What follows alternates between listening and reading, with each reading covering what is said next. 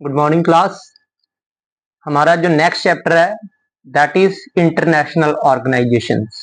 International organisation के हम जो इस चैप्टर के अंदर हम पढ़ेंगे यूनाइटेड नेशन की एक ही इंटरनेशनल ऑर्गेनाइजेशन जो पूरे वर्ल्ड में वर्क कर रहा है और जो दुनिया की बहुत सारी मुश्किलों को देखिए, जैसे हम कहते हैं कि सोवियत यूनियन डिसइंटीग्रेट हुआ तो अब क्या था, तब एक जरूरत आन पड़ी कि एक इंटरनेशनल ऑर्गेनाइजेशन हो जो डोमिनेंस ऑफ अमेरिका जो है, यूएस की जो पावर है उसकी पावर बहुत ज्यादा बढ़ रही थी, उसको कोई कंट्रोल कर पाएगा तो वो इंटरनेशनल ऑर्गेनाइजेशन होगी।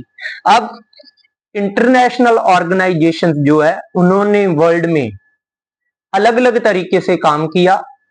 तो अब जो हमारा टॉपिक है उसके अंदर हम बात करेंगे कि इंटरनेशनल ऑर्गेनाइजेशन क्यों जरूरी है, वाई इंटरनेशनल ऑर्गेनाइजेशन। अब आपकी बुक में अगर आप पढ़ेंगे तो दो कार्टून होंगे फर्स्ट पेज पर। वन इज अबाउट कॉफी अनान जो एक जनरल सेक्रेटरी रहे थे, और दूसरा है आपका इजराइल का अटैक किस पर, लेबनान पर। तो इस जो प्रॉब्लम्स का हल है ये कहीं ना कहीं दुनिया में होने वाले जो कन्फ्लिक्ट हैं उनका हल हमारी इंटरनेशनल ऑर्गेनाइजेशन निकाल सकती है, वही इसके सॉल्यूशन दे सकती है। तो हमारा जो फर्स्ट पॉइंट है, importance of United nation. United nation की क्यों जरूरत पड़ी और उसकी इतनी अहमियत क्यों है। अब दुनिया में इसको सबसे ज्यादा इंपॉर्टेंट ऑर्गेनाइजेशन माना जाता है। आज पूरी दुनिया की नजर, everybody has eye on international organisation. हर पूरी दुनिया की नजर इंटरनेशनल ऑर्गेनाइजेशन पर टिकी हुई है, क्योंकि ये एक ऐसी ऑर्गेनाइजेशन है जो दुनिया को आशा देती है और पूरी दुनिया में शांति का प्रतीक है। पूरी दुनिया में अगर शांति बहाली का कोई प्रयास करता है तो वो इंटरनेशनल ऑर्गेनाइजेशंस या हम कह दे कि यूनाइटेड नेशंस, और दुनिया की शांति की बात भी करती है, दुनिया को आगे बढ़ने का भी तरीके बताती है, पूरी दुनिया को ऐसे रास्ते पर ले जाती है जहां पर किसी भी तरीके का युद्ध ना हो। ये पूरी दुनिया में युद्ध को खत्म करने का भी प्रयास कर रही है। पूरी दुनिया एक प्लेटफॉर्म पर आ जाए जहां पर सारे देश मिलजुल कर रहे हैं। इवन यूनाइटेड नेशन जो हैं वो वर्क जरूर कर रहे हैं, लेकिन कहीं ना कहीं यूएन के आगे अगर कोई चीज डोमिनेट कर रही है तो वो यूएस है। यूएस उसे वर्क नहीं करने दे रहा, या कह दो क्योंकि फिजिकली यूएन जो है, UN is located in US. जितने भी मेन हेडक्वार्टर्स हैं इसके एजेंसीज के वो सारे यूएस में है। तो कहीं ना कहीं यूएन के रास्ते में अगर कोई हर्डल है तो वो यूएस है। यूएस उसे वर्क नहीं करने दे रहा या उसके रास्ते में आ रहा है। लेकिन अब हम कहते हैं कि दुनिया को प्रगति के रास्ते पर ये ले जाती है, ठीक है। तो अब हम कहें why we need UN, then important क्यों जरूरत है। तो इसके लिए इनके एक जनरल सेक्रेटरी जो फर्स्ट जनरल सेक्रेटरी हुए हैं, आप कह दो कि फर्स्ट जनरल सेक्रेटरी नहीं, second general secretary Dag Hammarskjold, उन्होंने बोला था कि यूनाइटेड नेशन पूरी मानवता को कह दो स्वर्ग में ले जाने के लिए नहीं बना कि आप कह दो कि पूरी दुनिया को स्वर्ग में ले जाएगा, बल्कि इसे नर्क से बचाने के लिए कि दुनिया नर्क में ना चली जाए, गर्क में ना चली जाए, दुनिया तबाह ना हो जाए। दुनिया को तबाही से बचाने के लिए यूएन बना है। अब इंपॉर्टेंस ऐसे भी है कि इसे टॉकिंग शॉप बोला जाता है कि जितने भी बड़े दुनिया की महाशक्तियां हैं, सुपर पावर्स है, वो यूएन में बैठकर एनुअल सेशन के अंदर, यूएन की जनरल असेंबली का जो एनुअल सेशन होता है वहां पर बैठकर एक दूसरे पर दोष लगा सकते हैं, एक दूसरे में कमियां निकाल सकते हैं। तो एक तरीके से विंस्टन चर्चिल जो थे उन्होंने बोला था कि जाओ जाओ मतलब बोलना, एक दूसरे पर दोष लगाना आसान है युद्ध से, कि आप युद्ध ना करके एक दूसरे पर एक टेबल पर बैठिए, वहां पर डिस्कशन कीजिए, एक दूसरे पर दोष लगाइए, एक दूसरे के ऊपर गुस्सा निकालिए। और ये जो टॉकिंग शॉप है ये अच्छा है युद्ध से, कि युद्ध ना हो, आप एनुअल सेशन में आइए, एक दूसरे पर दोष लगाइए। और इवन आज पूरे विश्व के जो देश हैं, ठीक है, वो एक दूसरे पर शब्द बाण चलाते हैं, एक दूसरे के ऊपर दोष लगाते हैं, एक दूसरे को गलत ठहराते हैं, एक दूसरे की गलतियां निकालते हैं, एक दूसरे को गलत तक बोलते हैं, एक दूसरे को कह देते हैं कि आपने दुनिया में गलत तरीके अख्तियार किए हैं, ऐसे भी बोलते हैं। तो एक तरीके से पूरी दुनिया वहां आकर एक दूसरे पर दोष लगाकर युद्ध से बच सकती है, कि युद्ध तो नहीं हो रहा। तो इसलिए विंस्टन चर्चिल ने बोला कि जाओ जाओ इज बेटर देन वॉर, कि आप कह दो कि बक बक, सीधी सी बात हम बोल सकते हैं कि आप बोलिए, एक दूसरे के ऊपर दोष लगाइए, ये अच्छा है युद्ध से। तो अब ये जो दो कोटेशंस हैं कि पूरी दुनिया युद्ध में ना जाकर एक दूसरे के ऊपर दोष लगाए, और जाओ जाओ से बेटर, जाओ जाओ इज बेटर देन वॉर, ये दो जो कोटेशंस हैं ये कहीं ना कहीं इसका कोई आंसर नहीं है कि आप कह दो कि युद्ध से बचाता है, ये करता है। लेकिन इंटरनेशनल ऑर्गेनाइजेशन जो है दो मसलों की बात करता है, दो मैटर्स पर प्रकाश डालता है, दो मैटर्स पर लाइट थ्रो करता है, that is war and peace. एक तो दुनिया को वॉर से बचाता है, अगर वॉर होने वाला है तो यूएन बीच में आकर वॉर को रोकता है, समझौते करवाता है, प्लस दुनिया में शांति कायम रखता है, और एक दूसरे देश को कॉपरेट करने के तरीके बताता है, ताकि लोगों के रहने लायक धरती बन सके, लोग सारे मिलजुल कर रह पाए। और दुनिया में अगर हम ये बोलें कि बहुत सारे ऐसे इश्यूज हैं जिसको लेकर विवाद है, countries can discuss contentious issues and find peaceful solution without going to war। और यूएन बीच में बैठकर जो विवाद वाले मुद्दे हैं उनका सॉल्यूशन ढूंढ के देता है। इवन ये भी बोला जाता है कि ज्यादातर जो कॉन्फ्लिक्ट और डिफरेंसेस सॉल्व कर लिए जाते हैं, क्यों, जितने भी कंटेंटियस इश्यूज हैं यूएन की मदद से सारी चीजों का, मसलों का हल ढूंढ लिया जाता है।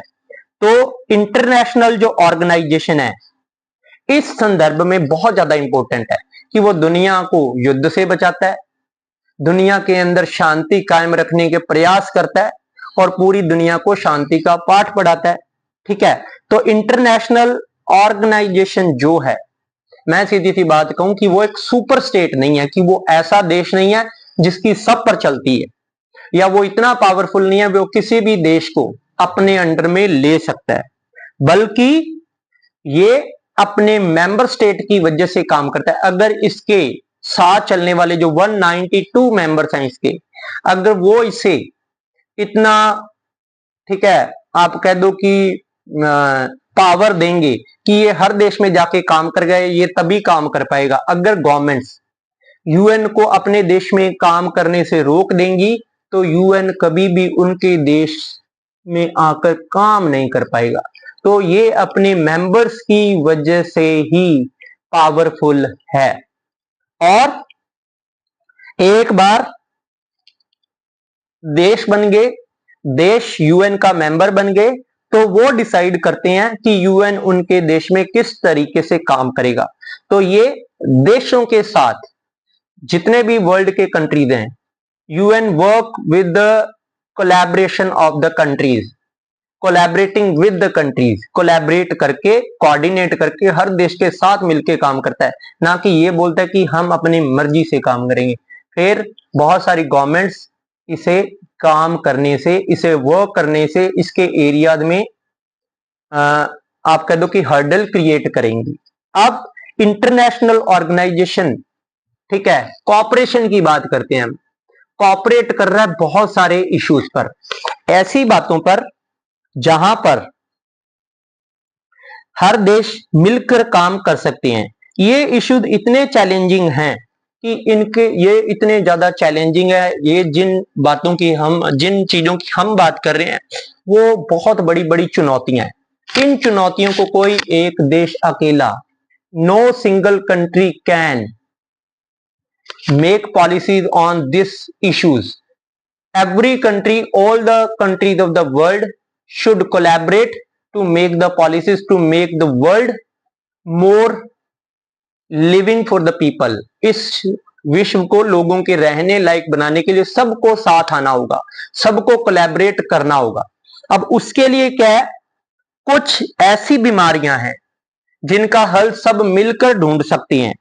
जैसे कैंसर की बात कर लो आप, कोरोना की बात कर लो, इबोला वायरस है एक, mad cow disease, bird flu, ये जो डिजीज हैं अगर इनको जड़ से खत्म करना है तो सबको मिलकर चलना होगा। फिर क्लाइमेट चेंज की बात कर लो आप, ग्लोबल वार्मिंग की बात कर लो, जिसका इंपैक्ट पूरे वर्ल्ड पर पड़ रहा है उसको, और जो लाइलाज बीमारियां हैं उसकी वैक्सीनेशन की वर्ल्ड हेल्थ ऑर्गेनाइजेशन तभी काम कर पाएगी जब सारे देश उसे उनके देश में आने की परमिशन देंगे या उसके साथ मिलके।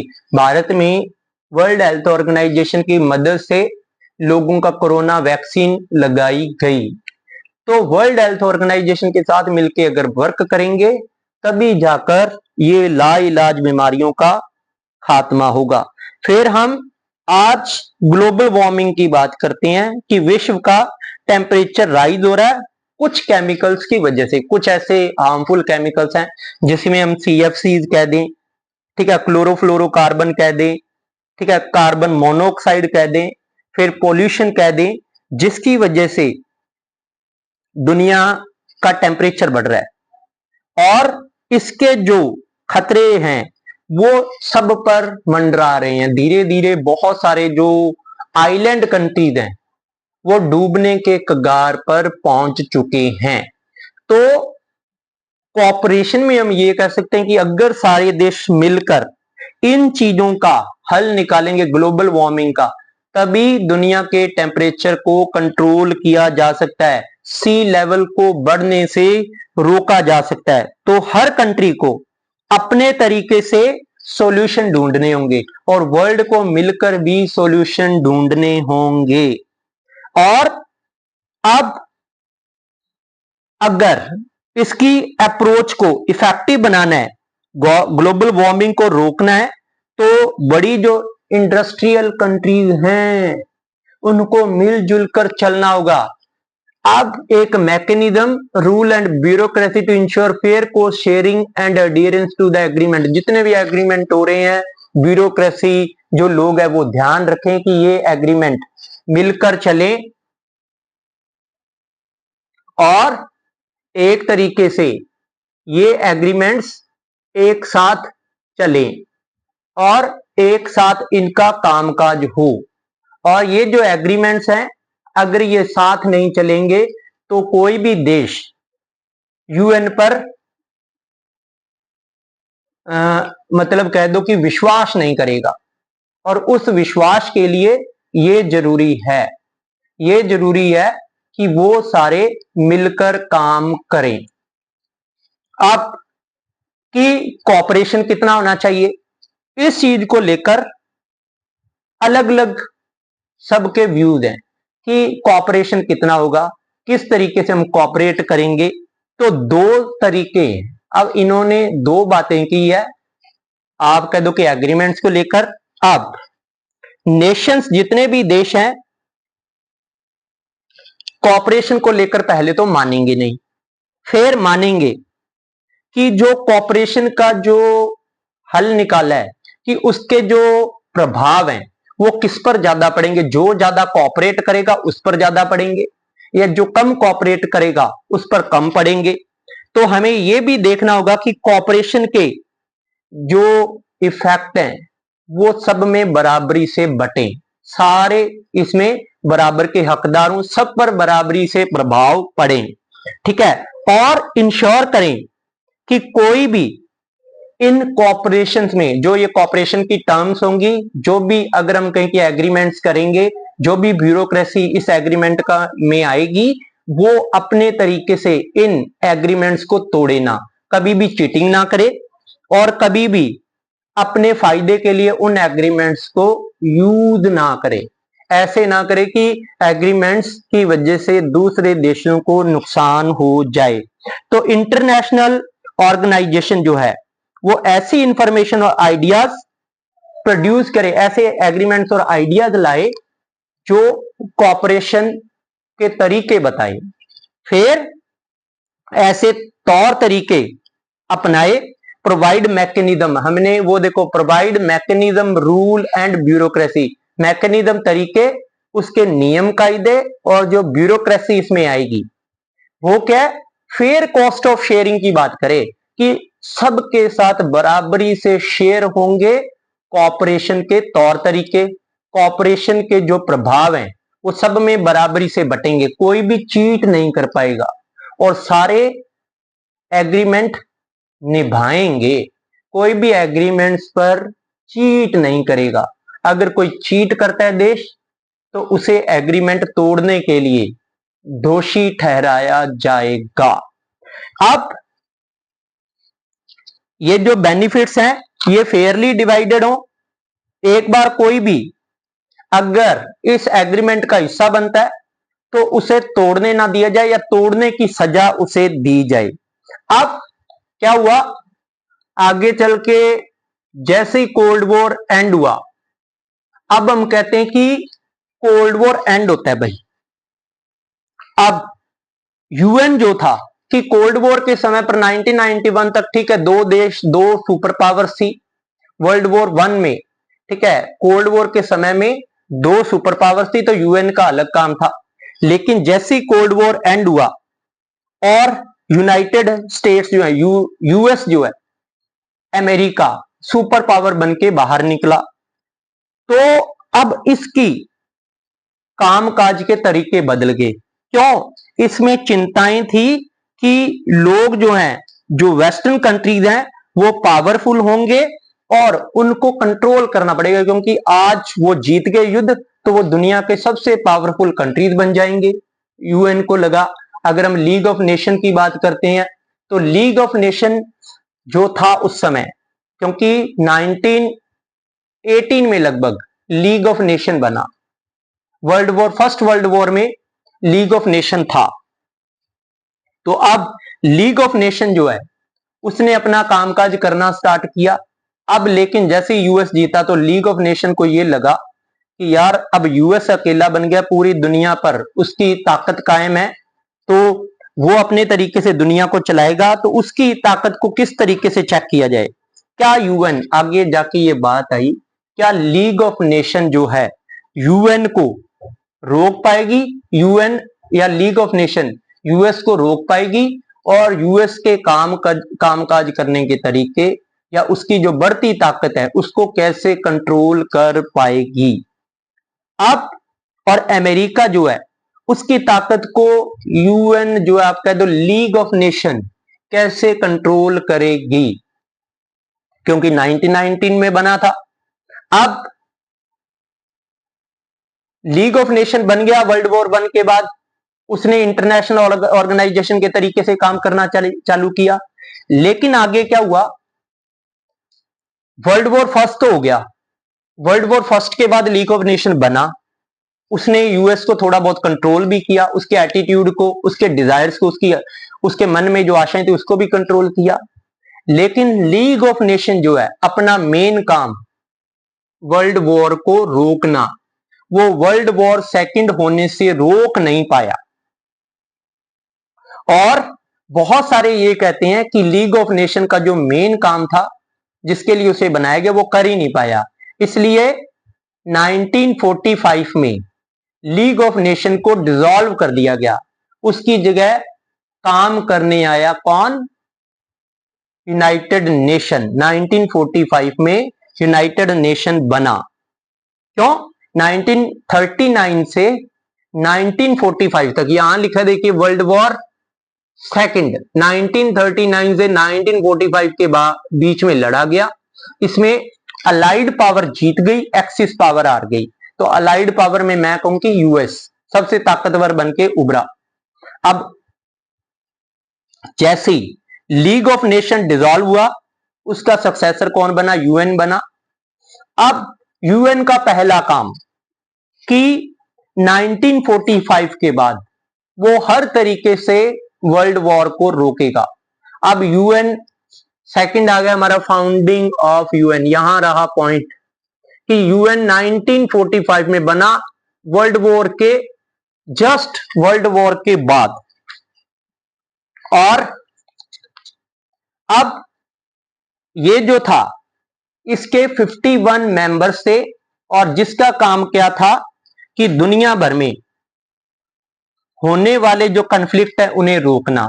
तो अब एक बात याद रखना कि what is the objective of international organisation. तो इंटरनेशनल ऑर्गेनाइजेशन का जो ऑब्जेक्टिव है, फाउंडिंग ऑफ यूएन का objective, prevent international conflict and facilitate cooperation. यही आंसर है इसका, टू प्रिवेंट इंटरनेशनल कन्फ्लिक्ट और देशों के बीच में कोऑपरेशन लाना। अब इसको इस आशा के साथ कि यूएन को, क्योंकि league of nation world war नहीं रोक पाया, वो अपने काम में फेल हो गया, तो एक तरीके से उसका, अब इसका जो काम था वो था कि दुनिया में कहीं भी अगर छोटे मोटे युद्ध हो रहे हैं, छोटे मोटे लड़ाइयां हो रही है, ठीक है, उससे युद्ध में नहीं बदलने देना, कि छोटी मोटी लड़ाई होगी उसे युद्ध में नहीं तब्दील होने देना, कि that conflict should not taken as a war, उसको वॉर के तरीके से ना देखा जाए या उस कंफ्लिक्ट को वहीं रोक दिया जाए। Should be stopped as earlier as possible, ठीक है। और जितनी भी दुश्मनी है दुनिया में, अगर किसी भी देश में दुश्मनी है, जैसे आज हम देखते हैं फिलिस्तीन, और आप कह दो उसकी दुश्मनी जो है, दुनिया भर में बहुत सारी दुश्मनी है, तो उनको किस तरीके से रोका जाए, पूरे वर्ल्ड की जो दुश्मनी है उसको किस तरीके से रोका जाए। फिर सिंस कन्फ्लिक्ट जो है वो किसकी वजह से होती है? Lack of social and economic development की। कहीं भी दुनिया में अगर कोई लड़ाई होती है सरकार के खिलाफ, लोग, ठीक है, कन्फ्लिक्ट करते हैं, वो इस वजह से सरकार उन पर ध्यान नहीं देती या बड़े देश छोटे देशों को दबा रहे हैं। तो सोशल और इकोनॉमिक डेवलपमेंट, कि सोशल डेवलपमेंट नहीं हो रहा, इकोनॉमिक डेवलपमेंट नहीं हो रहा देश का, और देश को दूसरे देश के द्वारा दबाया जा रहा है, उसकी वजह से लोग सरकार के खिलाफ खड़े हो जाते हैं या उस देश के खिलाफ युद्ध में आ जाते हैं जो देश उन्हें दबा रहा है।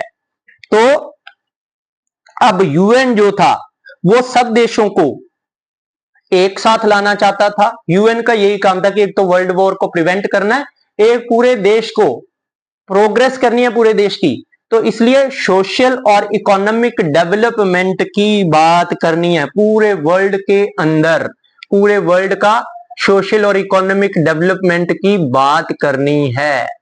अब 2011 तक अब हमने यूएन फाउंड हो गया, उसके कुछ ऑब्जेक्टिव की बात कर ली कि आज दुनिया में जो कन्फ्लिक्ट है ज्यादातर सोशल और economic, lack of social and economic development की वजह से होते हैं। अगर यूएन दुनिया की प्रोग्रेस करेगा, दुनिया को, ठीक है, वृद्धि की तरफ लेके जाए, डेवलपमेंट की तरफ लेके जाएगा, तो ये सोशल और इकोनॉमिक डेवलपमेंट की वजह से होने वाले कन्फ्लिक्ट कम हो जाएंगे और दुनिया अच्छी जगह बन जाएगी रहने लायक। अब 2011 की बात हम करते हैं, इसके 193 मेंबर्स थे, ठीक है, और ये सारे कौन से देश थे? जो आजाद है, इंडिपेंडेंट कंट्रीज है।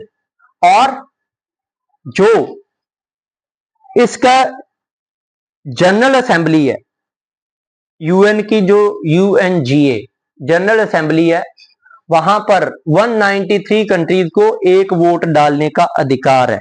यूएन की जो सिक्योरिटी काउंसिल है उसमें 5 परमानेंट मेंबर हैं, 5 परमानेंट मेंबर का मतलब ब्रिटेन, फ्रांस, रशिया, चाइना और यूएस, ये सारे क्या हैं। और ये जो परमानेंट मेंबर चुने गए, अब मैं कहूं जी 5 परमानेंट मेंबर है, कोई कहे जी सर ये क्यों चुने गए, क्योंकि ये वर्ल्ड वॉर सेकंड को जीते थे। जो देश वर्ल्ड वॉर सेकंड को जीते थे उसके बाद सबसे बड़ी उभरती हुई अर्थव्यवस्था उस समय की 1960 में वो थी जी चाइना। तो चाइना को भी वीटो पावर धारी बना दिया, वीटो पावर थी उसके बाद। तो यूएन सिक्योरिटी काउंसिल के ये 5 परमानेंट मेंबर थे, और ये इस वजह से भी थे क्योंकि ये वर्ल्ड वॉर सेकंड के विनर्स थे, और चाइना एक बहुत बड़ी अर्थव्यवस्था बनी थी उस समय पर, सबसे बड़ा उभरता हुआ देश था। अब यूएन की जो सबसे बड़ी विजिबल फिगर है, जो दुनिया को नजर आती है या पूरी दुनिया जिसको देखती है, वो है जी जनरल सेक्रेटरी। अब जो प्रेजेंट जनरल सेक्रेटरी हैं वो है जी एंटोनियो ग्यूतरस, जो पुर्तगाल से हैं, जो 1 जनवरी 1970 से बने, लेकिन अभी भी वो जनरल सेक्रेटरी हैं। और वो 9th आई थिंक 10th भी वही, मतलब अब प्रेजेंट जनरल सेक्रेटरी एंटोनियो ग्यूटरस हैं, जो कहां से हैं, पुर्तगाल से हैं। और वो पुर्तगाल के पीएम भी रह चुके हैं और UN high commissioner for refugees भी रह चुके हैं। और एक तरीके से एंटोनियो गुतरस से पहले जो थे वो थे जी बान की मून। बान की मून जो साउथ कोरिया से थे, वो 8th जनरल सेक्रेटरी थे, 9th ये बने। 9th general secretary Antonio Guterres हैं, जिनको 1 जनवरी से ये चार्ज मिला। और जो बान की मून थे उनके बारे में भी थोड़ा सा मैं बता देता हूं। वो फर्स्ट एशियन थे 1971 के बाद। 1971 से पहले यूथांत, एक यूथांत नाम के जनरल सेक्रेटरी थे जो म्यांमार से थे, वो पहले एशियन थे। दूसरे एशियन थे जी बान की मून। 2 एशियन जनरल सेक्रेटरी आज तक हुए हैं। अब यूएन के अंदर बहुत सारी एजेंसीज हैं जो वॉर की और पीस की, ठीक है, और मेंबर स्टेट्स के बीच में जो बातें होती है, मेंबर स्टेट्स के बीच में जो वॉर और पीस की बात होती है। अब इसकी एक एजेंसी है, आप कह दो कि जनरल, जहां पर जनरल सेक्रेटरी बैठता है, सेक्रेटरीट भी है, ठीक है। फिर जनरल असेंबली है जहां पर सारे देश मिलकर हर समस्या का समाधान ढूंढते हैं। फिर सिक्योरिटी काउंसिल भी है, जो 5 परमानेंट मेंबर है, दुनिया भर में होने वाली जो प्रॉब्लम्स हैं उसका हल वहां भी निकाला जाता है। फिर इसके अलावा कि जनरल असेंबली होगी, सिक्योरिटी काउंसिल होगी, ये तो वर्क करती हैं। इसके अलावा बहुत सारी एजेंसीज हैं जो इसके इन दोनों जो एजेंसीज हैं, इन दोनों जो मेन ऑर्गन है, इनके अलावा काम करती हैं।